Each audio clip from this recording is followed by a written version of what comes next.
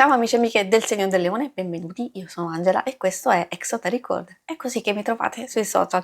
Questo è l'oroscopo settimanale dal 30 marzo al 5 aprile. Prima di iniziare vi ricordo che è una stesa generica, prendete solo ciò che vi risuona e potete integrarla col vostro ascendente per avere qualche informazione in più. In descrizione trovate le recensioni dei mazzi usati, i link per acquistarli e i link alle playlist per conoscere il significato delle carte della Sibilla Lenormand e della Sibilla italiana. Vi invito a iscrivervi e abbonarvi al mio canale per sostenere il mio lavoro. Vi ringrazio moltissimo se lo farete o lo avete già fatto. E adesso partiamo. Innanzitutto andiamo a vedere come andrà la vostra settimana, quindi le energie principali, poi i segni zodiacali da attenzionare e vedremo l'amore, le relazioni, il lavoro e le finanze. Allora, come prima indicazione troviamo la casa. Spesso ha a che fare proprio con tutte le faccende di casa a livello domestico, però anche gli affari, la stabilità, la famiglia stessa, quindi anche chi frequenta la casa stessa. Per noi possiamo diciamo, dire con questa carta che ci porterà più sicurezza e tranquillità, oppure alcune situazioni andranno a ristabilirsi e a migliorare.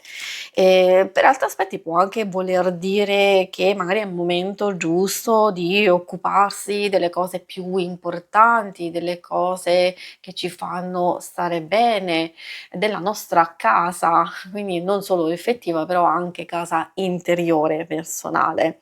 Poi troviamo i gigli. Bellissima carta di riuscita, di ottenimento anche di un nuovo equilibrio, ritrovato equilibrio soprattutto in alcune circostanze del passato. Forse è proprio questa condizione che vi può permettere con la carta della chiave ad aprirvi a nuove situazioni interessanti. Questa proprio nella posizione in cui la vediamo ha a che fare maggiormente con le questioni pratiche del denaro, del lavoro, delle finanze, quindi poi vedremo anche meglio. Quindi possibilità di utilizzare il nostro potere per aprire e chiudere anche delle situazioni che non ci piacciono. I segni zodiacali da attenzionare nella vostra settimana sono principalmente quelli di Terra, Toro, Vergine e Capricorno e troviamo anche quelli di Aria, Gemelli, Bilancia e Acquario. E adesso procediamo con l'ambito amore. Ambito amore, relazioni in genere, magari ovviamente alcune cose possono riferirsi anche alle amicizie e alla famiglia. Io consiglio sempre di ascoltare, così ognuno poi si adatta a quello che sta vivendo. Girarlo è molto positivo proprio di condivisione, di apertura, di sincerità, di appagamento. E se c'è qualcosa che non va può sicuramente indicare quella fase di miglioramento e di recupero dove si vuole effettivamente agire in piena fiducia, rispetto e anche portare chiarimento in alcune circostanze, soprattutto quelle più difficili perché è vero che c'è la fase di miglioramento, però è pur vero anche che alcune cose possono lo stesso, diciamo, accadere. È normale avere una divergenza, è normale avere un conflitto e allora la calendula ci porta un po' di tensione. Può essere a volte anche un dispiacere, un qualcosa che ci dà fastidio e quindi in qualsiasi circostanza ovviamente queste indicano di essere abbastanza chiari, di essere abbastanza aperti in modo tale da poter superare immediatamente delle difficoltà. Se tutto procede bene effettivamente allora potete già capire che queste sono difficoltà esterne e che non dipendono da voi, però possono dare parecchio fastidio. Magari se uno programma ad esempio un'uscita o un qualcosa potrebbe esserci un'emergenza, potrebbe esserci anche l'altra persona che vi scombussola un po' i piani e non ha voglia di fare niente, ad esempio. Questo è giusto per farvi capire. Per i single, cosa vogliono dire queste carte? Che c'è qualcosa che non va, che non funziona. In che senso? Magari socializzazione vuol dire conoscenze, qualcuno forse potrebbe essere anche interessante, però non più di tanto, perché sia la calendula che l'aconito portano dei blocchi e dei conflitti. Magari appunto c'è una nuova conoscenza che può essere stimolante al momento, principalmente dal punto di vista dell'amicizia, però questi blocchi possono essere esterni, magari la lontananza, oppure non ci sono possibilità a causa di difficoltà e problematiche di vario genere. La persona potrebbe essere impegnata, quindi consiglio sempre di fare attenzione, visto che c'è la carta dell'aconito, può voler dire che c'è qualcosa di nascosto, qualcosa che non vi viene proprio detto. E adesso andiamo a vedere la parte più pratica del lavoro e delle finanze. Troviamo una carta amante.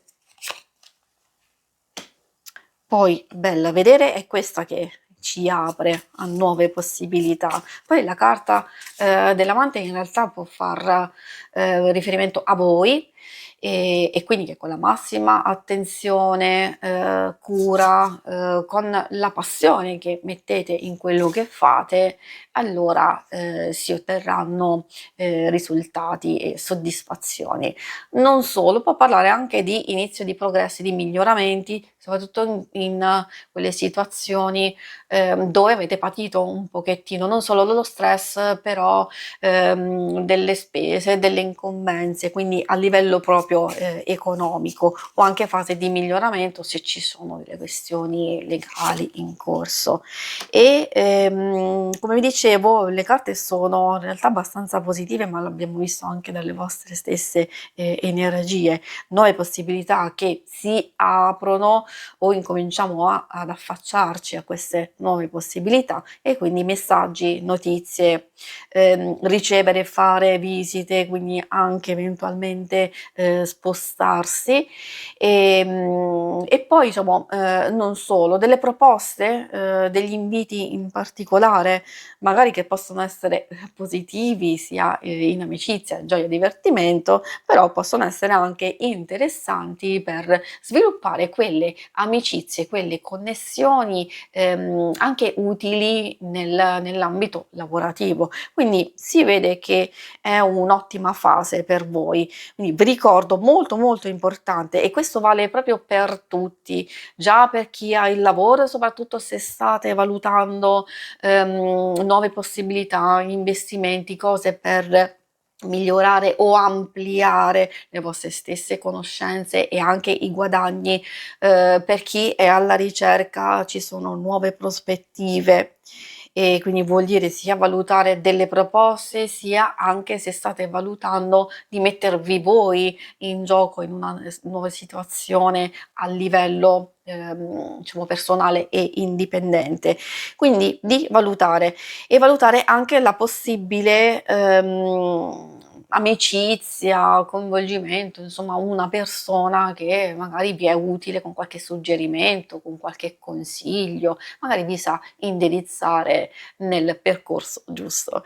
Si conclude qui la lettura, vi ringrazio per avermi seguita. Se volete, in alto a destra trovate il logo per iscrivervi al canale, mentre in basso trovate le schermate per vedere il vostro oroscopo mensile e lunare quindicinale. Vi auguro una buona settimana. Ciao!